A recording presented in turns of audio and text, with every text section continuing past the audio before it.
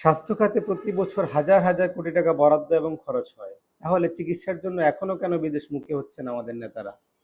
নির্বাচনের পর থেকে শারীরিক অসুস্থতার কারণে ঢাকা ৮ আসনের সংসদ সদস্য জনাব মির্জা আব্বাস সাহেব বিদেশে অবস্থান করছেন।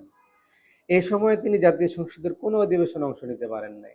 অথচ তাকেই করা হয়েছে ঢাকা মেডিকেল কলেজ হাসপাতালের ব্যবস্থাপনা কমিটির সভাপতি। এখানে বড় প্রশ্ন, যিনি নিজের চিকিৎসার জন্য বিদেশের হাসপাতালের উপর নির্ভর করেন, তিনি কিভাবে দেশের সবচেয়ে বড় সরকারি হাসপাতালের চিকিৎসা ব্যবস্থার নেতৃত্ব দিবেন? এটি শুধু একজন ব্যক্তির বিষয় নয়, এটি আমাদের স্বাস্থ্য ব্যবস্থার উপর নীতি নির্ধারকদের আস্থার বিষয়। প্রতি বছর চিকিৎসার জন্য হাজার হাজার মানুষ বিদেশে যান। এর ফলে বিপুল পরিমাণ বৈদেশিক মুদ্রা দেশ থেকে বেরিয়ে যায়। অন্যদিকে সরকারি হাসপাতালগুলোতে সাধারণ মানুষকে বেড পেতে ভোগান্তি পোহাতে হয়, চিকিৎসার জন্য ভোগান্তি পোহাতে হয়, উন্নত সেবার জন্য দীর্ঘ ভোগান্তি পোহাতে হয়। অর্থনীতির দৃষ্টিতে এটি বড় সংকেত। দেশের স্বাস্থ্য ব্যবস্থায় আস্থা না থাকলে শুধু রোগী নয়, দেশ থেকে অর্থ চলে যাবে।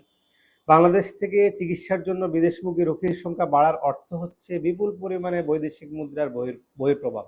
স্বাস্থ্য খাতে আস্থা তৈরি করা গেলে এই অর্থের অংশ দিয়ে দেশে বিনিয়োগ এবং কর্মসংস্থানে বৃদ্ধিতে ভূমিকা রাখা যাবে।